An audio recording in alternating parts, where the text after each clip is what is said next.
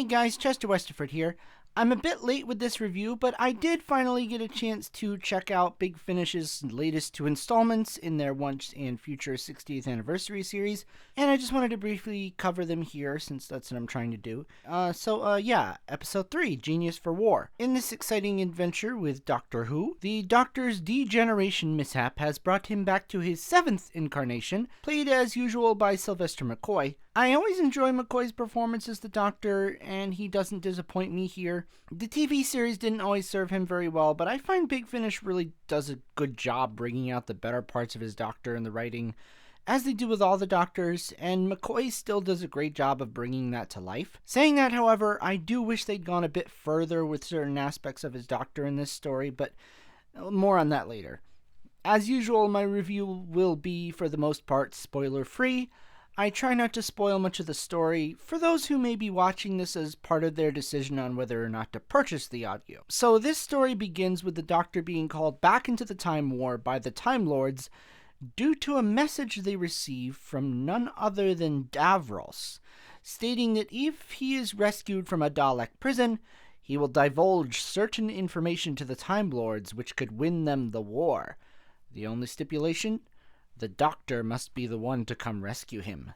I love a good Davros story. There are times that I think that... the Master was created to be the Doctor's equal, right? The Doctor's Moriarty. But it hasn't always worked out that way. Even if in his first story, Terror of the Autons, the Doctor basically beats him by telling him, hey, they're not gonna like you any more than anybody else, so you're in trouble here, dude. You made a bad bargain. I feel like that's a lot of the way with the Master. He just doesn't seem like... It doesn't always seem like he's that clever. I don't know, especially lately with Moffat trying to redeem Missy and stuff. It doesn't feel like the Doctor's equal anymore. Davros, on the other hand, he really does feel like a threat for the Doctor. He does seem like the Doctor's equal, and the Doctor and Davros' interesting conversations they have in Genesis, The Witch is Familiar, all that stuff feels more like maybe what the Master should be?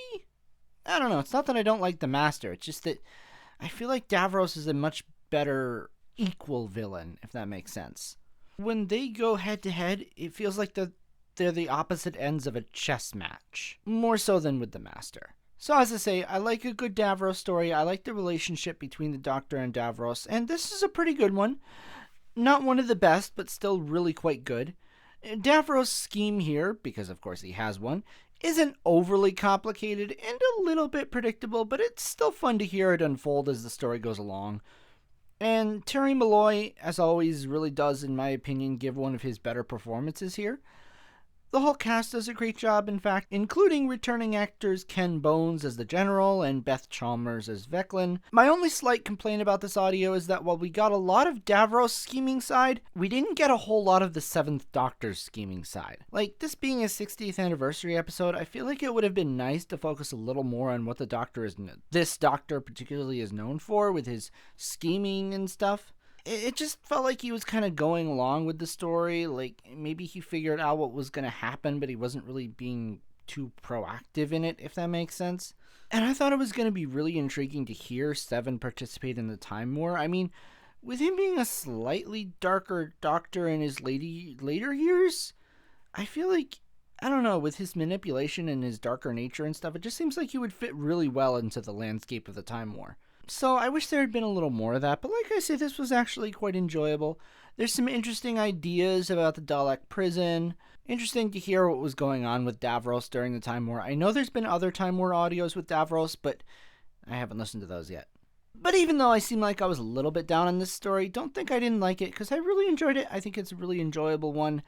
This series does get better and better, I think, with each installment, and speaking of which, let's move on to the next one. Next we have Two's Company with Colin Baker as the 6th Doctor, Camille Coduri as Jackie Tyler, Michelle Ryan as Lady Christina D'Souza, and Christopher Naylor as Harry Sullivan. Yeah, what a mixture. This one's kind of just a really fun romp. Nothing groundbreaking or, too dark or anything. It's just fun. I have to admit, the pairing of Jackie Tyler and Lady Christina was not one I would ever have thought of, but it actually works really well. They really play off each other in quite an entertaining way. Yeah, I wouldn't have put either of them in a list of my favorite characters from the TV series, but something about the way they're written here kind of seems to take the best parts of their characters and leave some of the annoying bits behind, making them really enjoyable, especially together. It gets even better when you bring Colin into the mix. Colin is often at his best when the companion with him is the type to challenge his arrogance and bring him down a peg, more like how he was with Mel in season 23 and not so much with Perry in season 22. And here he's got two such companions. I'd say the pairing of the different personalities led to some really good chemistry and, I don't know, just fun. The character I was disappointed in a bit was Harry Sullivan. This was my first time experiencing the recast of his character, and first I do want to say that my disappointment did not come from the performance of Christopher Naylor. I think he did an excellent job capturing the character that Ian Marter created. It might have helped that the character is supposed to be a bit older, so you would expect him to sound a little bit different, but still it could be hit or miss. Some recasts work, others seem so different that it can take me out of the story. Big Finish, though, usually does get it right, and I think this does seem to be one of their better castings. What disappointed me was that there really wasn't a whole lot for him to do. He was basically there just to be a buffoon, provide a bit of exposition to the Doctor, and get fooled by the main villain. And yeah, he's a bit clumsy, but I feel like there's more potential to the character than that, and I wish he would get more than what he deserves. But it was still nice to hear him here getting some recognition during the 60th anniversary. I feel like it was an odd place, though. I feel like a better place for him would have been that first story with Tom Baker and Sarah Jane. What's her name? What's her daughter? Oh, Sadie Miller. I feel like that would have been a better place for him, just to hear that TARDIS team together. As for the story itself, I won't say too much because I really feel that this is one of those that is best when you really don't know what's going on going into it. I will say that there was a surprise villain here that I was not expecting, and if you're a fan of Big Finish, you will recognize this person. They've been in Big Finish before, but this is kind of a new way to do it, I thought. But anyways, guys, what did you think of these episodes? Have you listened to them, or will you be picking them up? This series really is getting better and better as it goes along, after what I thought was kind of a weak start with the first one. But don't forget to click like and subscribe for more Doctor Who reviews, including the rest of Once and Future as they come along. I promise I'm going to try to do my best not to do them this late next time. Speaking of next time, I'll see you next time. That's a lot of next times. Goodbye.